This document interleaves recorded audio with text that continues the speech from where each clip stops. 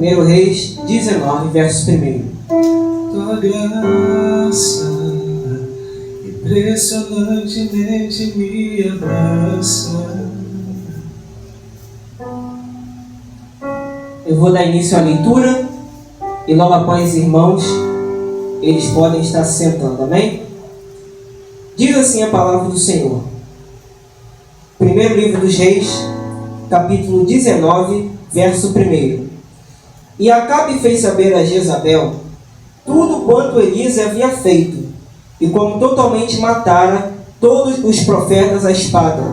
Então Jezabel mandou um mensageiro a Elias a dizer-lhe: assim me façam os deuses, e outro tanto, se der certo amanhã a estas horas, não puser a tua vida como a de um deles. O que vendo ele, se levantou, e para escapar com vida, se foi, e veio a Berseba, que é de Judá, e deixou ali o seu moço.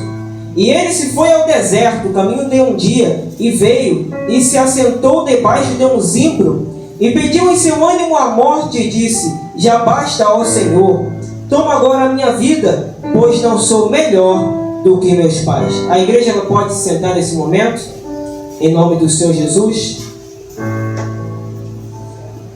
Essa palavra é uma palavra muito interessante, porque ela quer nos apresentar a ideia de que não importa quem seja o homem, não importa quem seja a mulher, não importa se é uma pessoa cheia do Espírito Santo, usada com dons espirituais, usada até por dons miraculosos, todos nós podemos passar por períodos de fraqueza, de cansaço, de exaustão. É por isso que o tema hoje da minha mensagem é o Deus dos exaustos. É o tema hoje da minha mensagem, o Deus dos exaustos. Perceba que Elias, vamos entender primeiro a história de Elias. Elias, varão tisbita, é levantado em uma época onde a idolatria tinha se instalado sobre o reino. Acabe e ele, junto com Jezabel, uma mulher ímpia, eles vão espalhar a idolatria, eles vão espalhar a idolatria a Baal, eles vão espalhar a idolatria a Aserá, eles vão matar profetas do Senhor. Eles vão causar um caos em Israel, especificamente na região de Samaria, porque era o período onde Israel estava dividido entre reino do norte e reino do sul. E nessa época é que Elias vai ser levantado. E Elias, nós percebemos que era um varão valente, porque quando a sua história começa, ela já começa com Elias chegando na frente do rei, falando assim: olha, não vai chover segundo a minha palavra, e como ele diz, assim vai se cumprir, porque era Deus usando ele.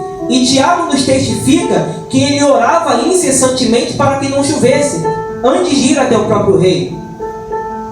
Então ele chega e fala isso, assim se cumpre, para de chover durante 3 anos e meio.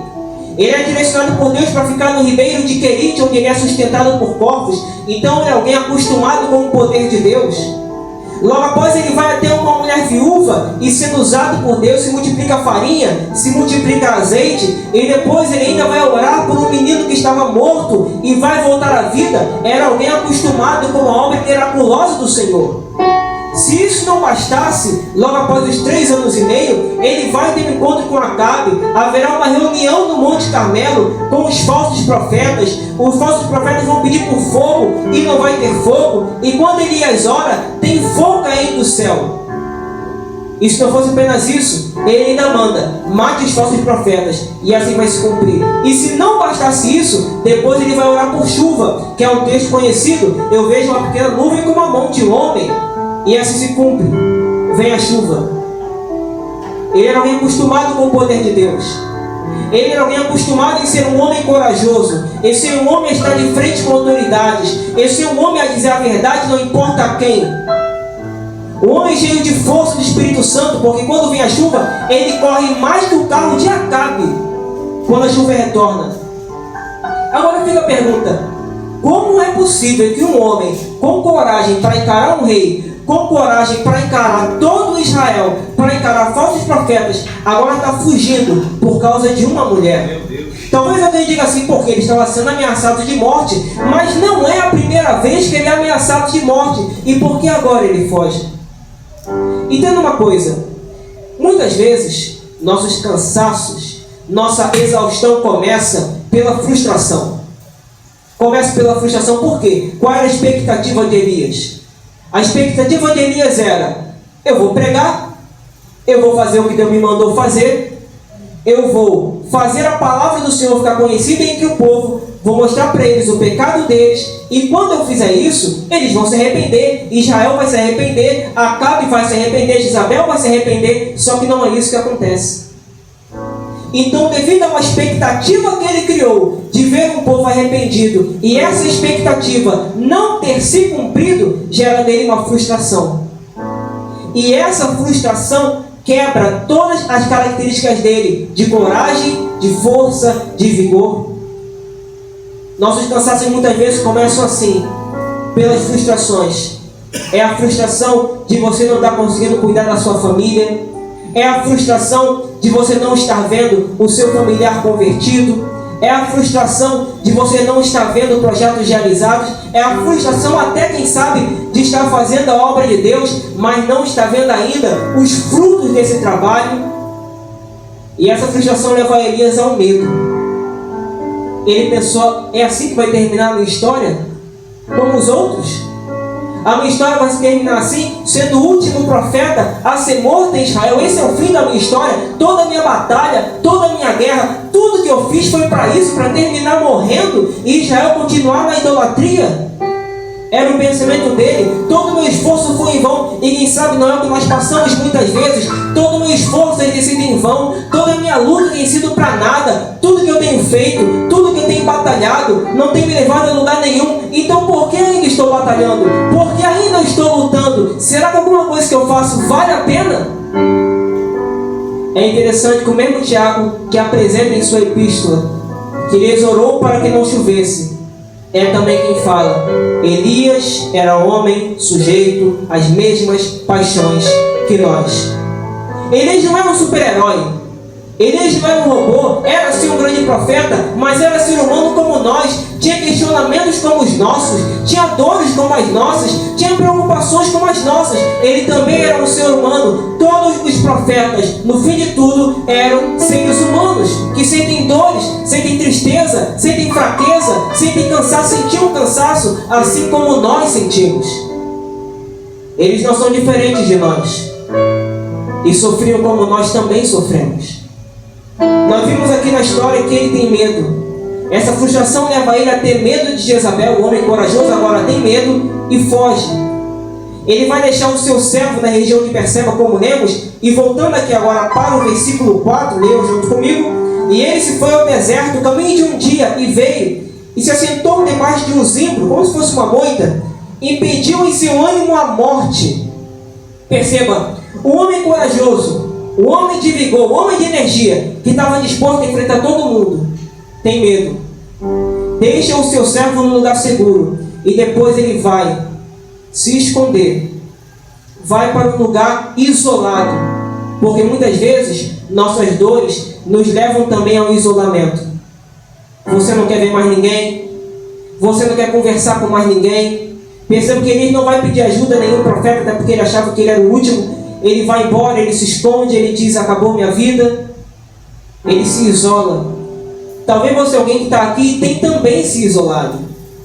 Tem se isolado de amigos, tem se isolado da sua família, tem se isolado de muitas coisas. E uma das piores coisas que pode acontecer em nossa vida é o isolamento.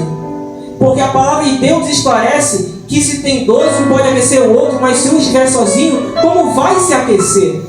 Se um cair, o outro pode levantar o seu companheiro, mas ai do que estiver só, pois caindo, não haverá outro que o levante. E nossas frustrações, nossos cansaços, nossa exaustão nos leva muitas vezes ao isolamento. Até mesmo pensando muitas vezes: eu fracassei, eu não consegui, eu não cheguei lá. Aqueles que estão ao meu redor se decepcionarão comigo, então eu vou me esconder de todo mundo. Eu vou me esconder de tudo e de todos e ficarei sozinho, isolado, porque não tem mais esperança para mim. E o homem, um dia cheio de vida, agora pede para morrer. Olha o que diz aqui no versículo 4: pediu em seu ânimo a morte e disse: já basta, Senhor, toma agora a minha vida, pois eu sou melhor do que meus pais. Ou seja, ele está dizendo: Senhor, toda a minha luta ela foi em vão, eu não sou melhor do que meus pais, então tira o Senhor a minha vida, pelo menos que tire o Senhor, não Jezabel, a minha vida, porque eu fracassei na minha missão. Mas sabe o que é interessante? Muitas vezes, em nossas exaustões, em nossa exaustão, Deus não disse para Elias que quando ele pregasse, o povo se arrependeria. Deus não disse para ele. Então perceba que essa expectativa não foi uma expectativa gerada por Deus, foi uma expectativa gerada por Elias. Então Elias gera uma expectativa que o próprio Deus não gerou nele. Deus não disse para Elias: quando cair fogo do céu, todo mundo vai se arrepender. Deus não disse para ele, mas ele criou essa expectativa em si mesmo. Talvez você criou dentro de si uma expectativa de que eu tenho que ser a pessoa que vou mudar a história da minha família, eu tenho que ser a pessoa que vou mudar a história da minha comunidade, eu tenho que ser a pessoa que eu vou mudar isso e aquilo. Mas a pergunta é: Deus te disse isso? Deus te falou isso? Você pode estar criando uma expectativa em você que Deus não disse, e colocar sobre si uma sobrecarga que Deus não colocou sobre você. Muitas vezes nós somos culpados de nossa exaustão por cargas que colocamos sobre nós mesmos que Deus não exigiu. E às vezes você pensou: não, eu tenho que mudar tudo na minha família, tenho que mudar isso, tenho que mudar aquilo, e você vai além do seu limite, você vai além da sua capacidade, cria uma expectativa que não foi gerada por Deus. No fim você está cansado, frustrado, exausto, mas Deus não te disse para fazer aquilo. Onde que Deus falou com Elias: você não é melhor que seus pais? Deus não disse isso para Elias.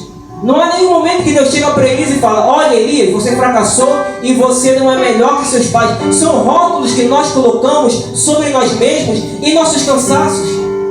Às vezes na vida sentimental você nunca vai ter alguém na sua vida. Às vezes na vida financeira você nunca vai ter condições para cuidar de si ou para cuidar dos seus. Às vezes é no seu emocional, você nunca vai ser liberto da ansiedade, você nunca vai ser liberto da depressão. Talvez ligado a um vício, você nunca vai sair dessa vida. São rótulos que nós colocamos sobre nós mesmos, mas não é aquilo que Deus disse ao nosso respeito. Quando estamos cansados, quando estamos exaustos, nossa mente ela fica turbada. Não devemos dar ouvidos ao que nossa mente diz, mas o que Deus diz ao meu respeito. O que Deus fala a meu respeito. E é nisso que devemos estar atentos, para não gerarmos uma expectativa ou colocar sobre nós uma carga que não pertence a nós, como Elias errou. Agora olha comigo o versículo 5. E deitou-se e dormiu debaixo de um zimbro. E eis que então o anjo tocou e lhe disse: levanta-te e come.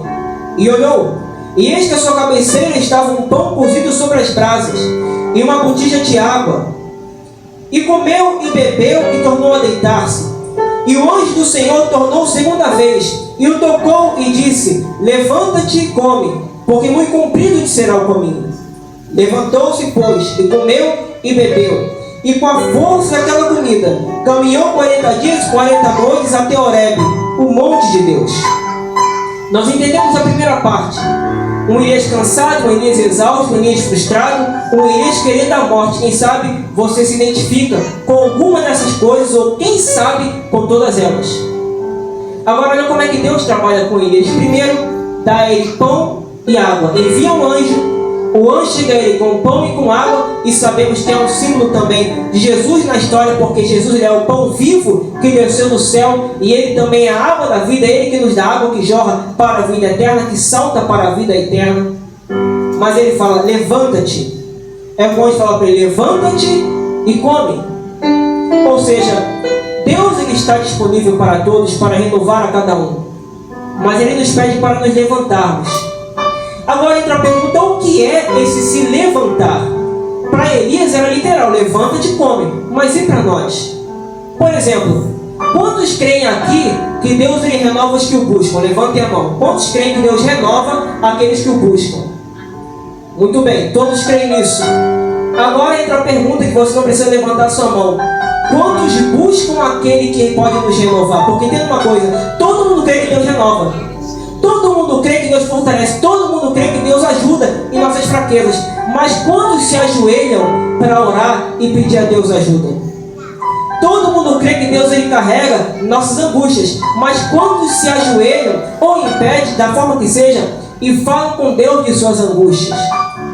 Todos creem no Deus que renova, mas quantos buscam ao Deus que renova? Tem comida, a comida está reservada, a comida está preparada, o renovo está preparado, mas há uma atitude de Elias, apenas uma: se levanta. E o que é o se levantar para nós? Temos que fazer uma análise. Como está a nossa vida de oração?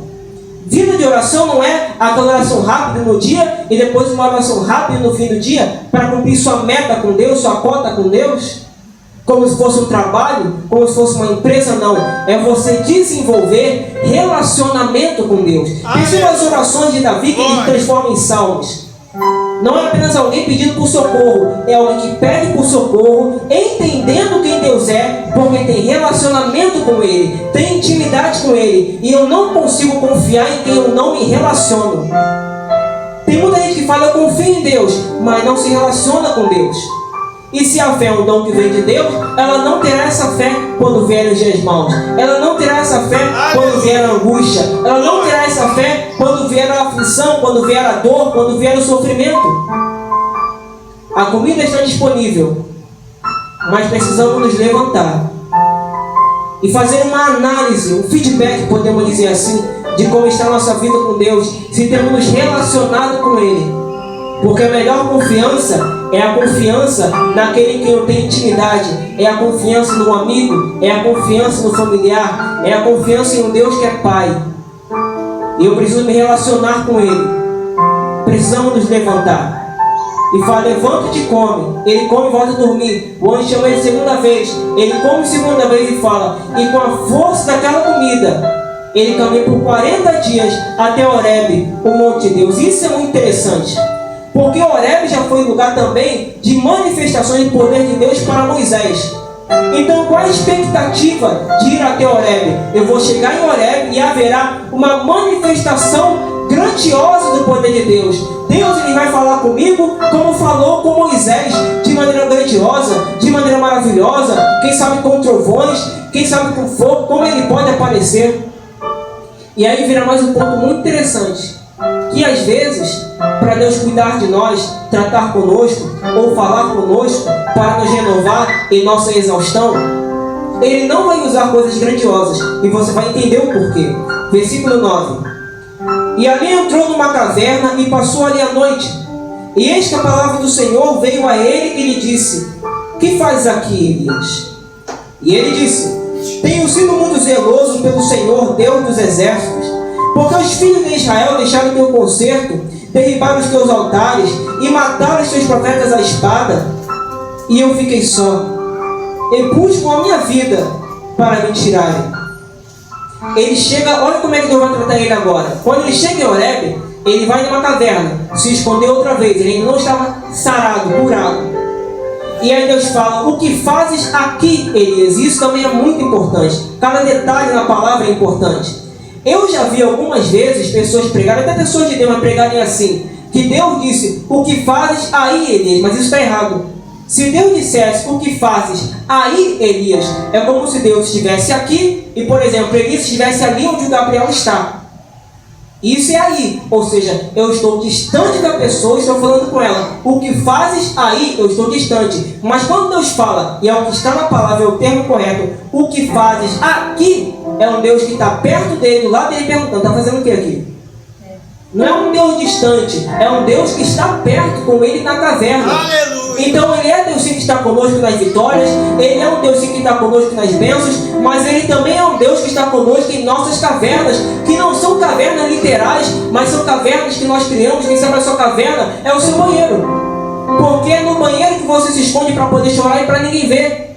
A sua caverna é o seu quarto, a sua caverna é o lugar que você vai para ficar sozinho, para ficar pensando na vida, tentar colocar a cabeça no lugar. São as nossas cavernas hoje em dia, que não são literais, mas que nós vamos criando para fugirmos de tudo que está acontecendo. São as atuais cavernas. Mas nas cavernas, Deus ele também está lá. Deus não é um Deus que vai chegar até você e vai dizer: Ah, você é frouxo. Ah, você é frouxa. Você não devia estar nessa situação, não. Olha, eu não entendo como você está me servindo. Diz que é meu servo que está nessa situação. Deus, ele não age assim. Os homens criaram esse tipo de ideia. Não, se você fraquejar, se você chorar, você é frouxo. Fala isso para Elias. Onde que Deus chama Elias de frouxo, de fraco, de fracassado? Em nenhum momento. Quem criou isso foram homens. São doutrinas de homens.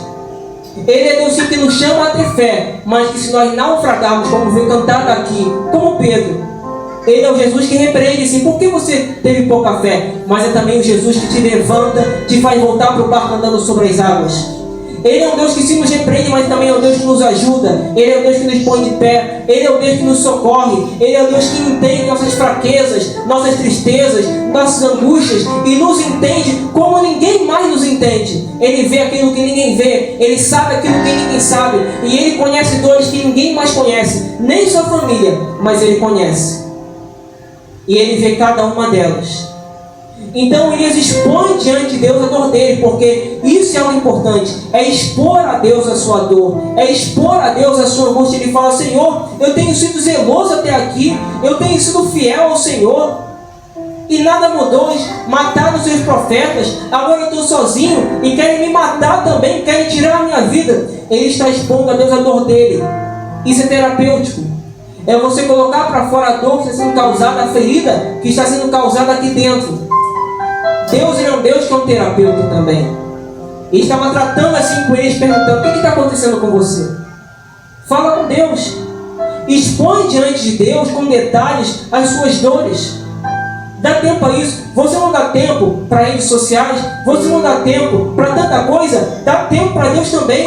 Fala com Deus, expõe diante dele quais são suas dores, quais são suas preocupações, quais são suas ansiedades, quais são suas angústias, detalhadamente. Coloca diante dele.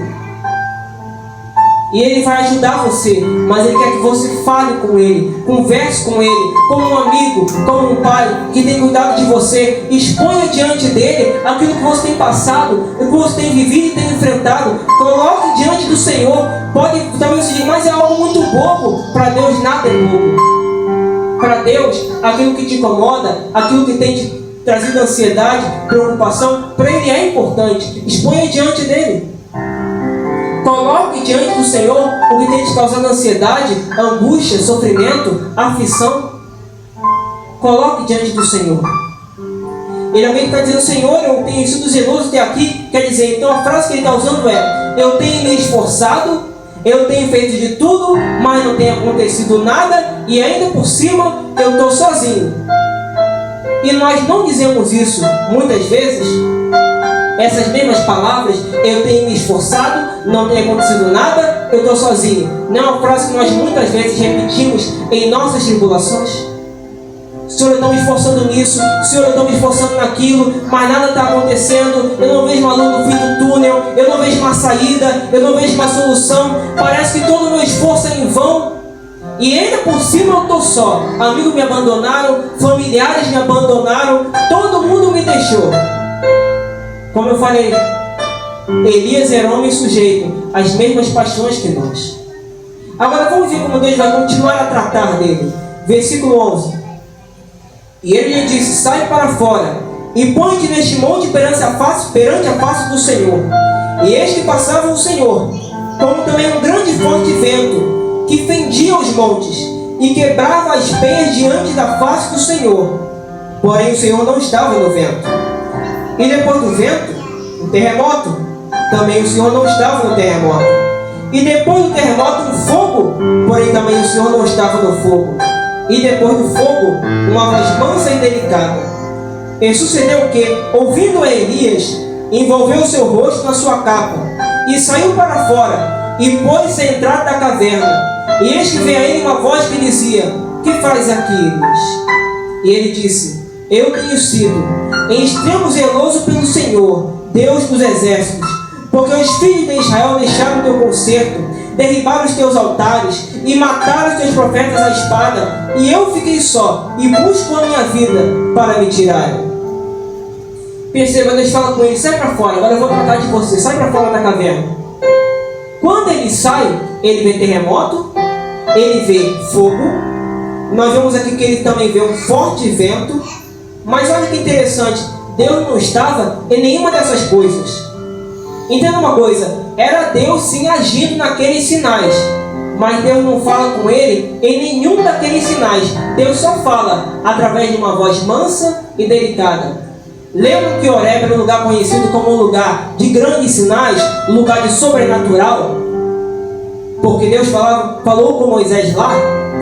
Então qual é a expectativa? Deus vai falar comigo da mesma forma, de uma forma sobrenatural, mas isso não acontece. Vem terremoto, vem fogo, vem vento e não acontece nada. Mas quando chega com uma voz mansa e delicada, Deus fala com Elias: o que faz aqui? Talvez, quem sabe, a palavra que você precisa para você suportar e para vencer esse período de exaustão, ela não vem muitas vezes como um profeta que diz: assim diz o Senhor, marchando, não. Às vezes vem através do seu familiar, que vai chegar até você e vai dizer: olha, você está muito cansado, você está muito cansada, precisa dar uma pausa. Às vezes vem através de amigos, que chegam até você e falam: olha, eu estou vendo que você não está bem, eu estou vendo que você não está legal. Não é terremoto, não é fogo, não é vento, é uma voz mansa e delicada, mas é Deus falando através dela. Aleluia. Deus, ele tem multiforma de trabalhar. Ele tem várias maneiras de falar com você. É claro que tudo deve estar ligado à maneira principal, que é a palavra. E muitas vezes, a maneira que Deus ele vai tratar contigo não é com terremoto, não é com fogo, não é com profecia, não é com língua estranha. Às vezes, é uma menina que vai chegar até uma moça e vai dizer: ah, se o meu Senhor fosse até o profeta Eliseu, ele se ia curar da sua lepra, como houve com Naamã. Não foi um sinal sobrenatural, foi através da voz de uma menina que era uma escrava, mas por ter ouvido ela, ele foi restaurado da sua lepra. Quem sabe, nós temos ignorado vozes que já poderiam ter nos ajudado há muito tempo, mas porque é uma voz mansa e delicada, não é Deus. Porque uma voz suave, não é Deus não. Quando vier fogo, quando vier terremoto, quando vier relâmpago, quando vier alguém marchando, rodando, voando e não sei mais o que, aí eu creio que é Deus, mas a voz mansa não creio não. Quem criou esses rótulos fomos nós. Deus ele pode falar assim com trovão, Deus ele pode falar com relâmpago, mas também Deus ele pode falar com voz mansa e suave até você, e ser Deus falando do mesmo jeito, com poder e com autoridade. Será que nós estamos ignorando as vozes mansas que têm chegado até nós, mas que é Deus? As vozes delicadas, mas é Deus. O conselho do amigo, mas é Deus. O conselho do vizinho, mas é Deus. O conselho do amigo, o conselho do familiar. Um conselho que pode mudar a sua vida. E é Deus falando, mas você acha que Deus só fala através de fogo, através de terremoto. Deus está fazendo Elias aprender: eu sou Deus do fogo, eu sou Deus do terremoto, eu sou Deus do vento, mas eu também sou Deus da calmaria. Eu também sou Deus do vento suave. Eu sou Deus sim que posso trabalhar de maneira sobrenatural, mas tem vezes que eu quero que você fique quieto, eu quero que você fique calmo para ouvir a minha voz atentamente. Temos que estar atentos. Se quem sabe estamos ouvindo a voz de Deus, mas estamos ignorando ela. Então Elias expõe mais uma vez a Deus a sua dor. E olha a resposta de Deus. Versículo 17. Versículo 15. E o Senhor lhe disse: vai, volta pelo teu caminho para o deserto de Damasco. Vem e unge a Azael, rei sobre a Síria. Também a Jeú, filho de Nício, ungirás rei de Israel. E também a Eliseu, filho de Safate, de Abel-Meolá, ungirás profeta em teu lugar. E há de ser que o que escapar da espada de Azael, matá-lo a Jeú, e o que escapar da espada de Jeú, matá-lo a Eliseu. Deus responde a Elias assim: Elias, agora vai fazer isso, e isso, e isso, e aquilo. Deus já dá a Elias novas direções para ele seguir. Agora fica a pergunta: por que Deus trata assim? Primeiro ponto, Deus queria apresentar a Elias que ele só iria parar quando Deus dissesse. Quando Deus dissesse: você vai parar, ele parava. Mas até lá, ele iria continuar caminhando, porque quem o fortalecia era Deus. E onde entrou a prova disso? Porque Deus deu a ele força para caminhar 40 dias e 40 noites até chegar em Horebe. Então, o tempo tempo que ele caminhou em Horebe, era a maneira de Deus mostrar para ele: você não tem força, mas quando você está sem força, eu te fortaleço, eu te ajudo, eu te sustento. Então você só para se eu falar para você parar. Se eu disser que a sua jornada ela acabou, mas enquanto não, pode estar sem força, pode sem energia, pode estar exausto, pode estar cansado, pode estar desanimado, eu vou fortalecer você, eu vou renovar você, eu vou te colocar de pé e você vai continuar caminhando, porque eu sou o Deus que te dou força, eu sou o Deus que te fortaleço, eu sou o Deus que te ajudo, eu sou o Senhor que te sara. Nossa força não está em nós, nossa força ela está em Deus. A nossa capacidade não quer dizer nada, é confiar, é depender da força do Senhor, do poder do Senhor, que se aperfeiçoa em nossa fraqueza. Nós somos falhos, nós somos fracos, como foi dito aqui. A caminhada na fé, ela não é fácil, ela é difícil, ela tem dor, ela tem sofrimento, e não dá para viver ela pela força humana, só tem como viver a caminhada da fé pelo poder do Espírito de Deus. Então, se você estiver cansado, sobrecarregado, fique tranquilo, temos um Deus que pode fortalecer a cada um de nós, como fez com Elias. Então te dá aí as direções, você vai continuar com a sua jornada. E olha agora o que vem, versículo 18: também houve ficar em Israel 7.000, todos os joelhos que se não dobraram a Baal, e toda a boca que não beijou. Ou seja, agora Deus fala: Elias, você não é o último profeta, você não é o último, você não é o único. Tem outros como você, que sofrem como você, que passam aquilo que você está passando. Não somos os únicos. Às vezes pensamos: eu sou o último, e você não é. Às vezes tem mais gente do que você imagina, passando pela mesma coisa que você está passando, enfrentando a mesma coisa que você está enfrentando. Às vezes parece que está todo mundo bem, menos você, e não é bem assim. Na rede social, dá para disfarçar muita coisa. No Instagram, no Facebook, no Twitter, aonde for, no TikTok, dá para disfarçar muita coisa. Mas a realidade só sabe quem vive dentro da casa. Então, que às vezes parece que é uma vida maravilhosa, tranquila, perfeita, muitas vezes não é. Você não sabe o que aquela pessoa está enfrentando e está passando. Há outros que sofrem como nós. E há outros que sofrem ainda melhor do que, pior do que nós. Mas como nós devemos fazer, e eles fazem, permanecem fiéis. Apesar da dor, do sofrimento, da dificuldade, permanecem fiéis ao Senhor. Então ele está dizendo: Elias, você não é o único. Há outros que sofrem como você, e que como você têm sido fiéis. E eu me atento àqueles que são fiéis a mim, apesar do sofrimento. Porque fidelidade na bênção é fácil, mas fidelidade no sofrimento, na angústia, na dificuldade, é só para quem ama a Deus. Se amamos a Deus, seremos fiéis, apesar do sofrimento, apesar da exaustão, confiando em sua bondade e misericórdia, mesmo nos dias mais difíceis de nossa vida. Como eu falei, Deus vai tratar com ele, Deus vai dar a ele força, Deus vai falar com ele na voz mansa e suave, Deus vai dar a ele direção para continuar a jornada, Deus vai mostrar a ele que ele não está só. E agora olha o fim da história, versículo 19: partiu, pois, Elias dali, e achou a Eliseu, filho de Safate, que andava lavrando com 12 juntas de bois adiante dele, e ele estava com a 12ª. Elias passou por ele e lançou a sua capa sobre ele. Então deixou ele os bois, e correu após Elias e disse: deixe-me beijar a meu pai e a minha mãe, e então te seguirei. E ele lhe disse: vai e volta, porque que te tenho eu feito? Voltou, pois, atrás dele, e tomou uma junta de bois, e os matou, e com os aparelhos de bois cozeu as carnes, e as deu ao povo, e comeram.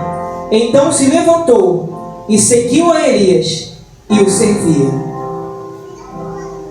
Essa história nós começamos lendo o Elias frustrado, o Elias cansado. Agora o fim da história é de um Elias renovado. É um Elias de volta a ter coragem. Tanto que mais à frente teremos uma história onde um rei vai mandar soldados para capturar Elias. Elias está prontinho, preparado para eles, e caia fogo do céu e matava esses soldados. Então ele volta a sua coragem, ele volta a sua força, ele volta ao seu vigor como antigamente. Isso não é só para contar a história de Elias é que nós também cremos que, se confiarmos em Deus, também seremos renovados por Ele essa noite, aqui e agora, e voltaremos ao nosso estado de força, de vigor, de ânimo. Mas não só isso. Deus não deu para Elias apenas alguém para ele treinar, para dar continuidade ao seu ministério, que é Eliseu. Deus deu para ele um amigo. O fim da história é que se levantou, seguiu a Elias e o serviu. A grande pergunta que fazemos muitas vezes é: Senhor, o Senhor está me mandando de volta para a minha missão, recomeçar, como foi dito aqui, recomeçar a minha missão, recomeçar o meu propósito, servir. Mas a pergunta é: e como eu fico, Senhor? O Deus que te chama para servir é o Deus que cuida de você também. Então Elias servia, mas quando ele voltava para o seu lugar, para o seu ponto, para o local onde ele se abrigava, Eliseu estava servindo a ele. Elias caminhava com ele e Eliseu estava ali para servi-lo. Elias estava cansado e Eliseu estava ali para ajudá-lo no seu cansaço. Então a última coisa que eu quero falar para você, além de tudo que eu já disse, é que Deus é um Deus que vai colocar pessoas no seu caminho para ajudarem você em sua jornada. Deus, Ele não vai te deixar sozinho. Ah, mas isso não parece algo espiritual? Claro que é espiritual. Deus não criou o homem para viver sozinho. Deus não criou o homem para andar só. Deus não criou o homem para caminhar sozinho. Deus criou o homem para andar em comunidade. Se não fosse assim, não existiria a igreja do Senhor. Deus não criou o homem para caminhar só. Então a última coisa que Deus fez com Elias, e eu quero falar para você: não ande sozinho. O isolamento pode te levar a tomar atitudes extremamente precipitadas. Em nome do Senhor Jesus, Deus, Ele vai colocar pessoas no seu caminho para te ajudar. Deus, Ele vai colocar gente no seu caminho que vai ajudar você em sua jornada. Deus vai colocar pessoas que amam você. Deus vai colocar pessoas que têm carinho pela sua vida. Deus vai colocar gente que quer cuidar de você. Assim como Eliseu, não era só alguém sendo treinado, era alguém que estava com Elias e servia a Elias. Talvez, quem sabe, você passou até por decepções. Deus vai colocar gente no seu caminho que vai ajudar você no seu propósito, na sua caminhada, na sua jornada. Que se você cair, vai te colocar de pé. Se você estiver fraco, sozinho, triste, vai estar junto contigo. Deus vai colocar pessoas na sua vida que vão cuidar de você, vão ter amor pela sua vida e vão te ajudar a ficar de pé quando o diabo vier. Nós somos um corpo. Ninguém aqui foi chamado para ficar sozinho em suas guerras. Ninguém aqui foi chamado para ficar sozinho em suas lutas. Nós estamos juntos na alegria e na tristeza. Como igreja, nós estamos juntos nos dias bons e nos dias maus. Como igreja, nós estamos juntos quando tudo estiver dando certo e também quando tudo estiver dando errado. Não fique sozinho. Aqui tem uma igreja que todos se preocupam com todos e ninguém pode ficar para trás. Ninguém fica para trás. Talvez você se sente só. Deus vai colocar gente na sua vida para cuidar de você. E nós, como igreja, também estamos aqui para te ajudar. O fim da história de Elias, que dizia que ele ia morrer, é que ele nem morre. É levado pelo próprio Deus. Talvez você pense hoje que o seu final é um final de derrota, é um final de fracasso.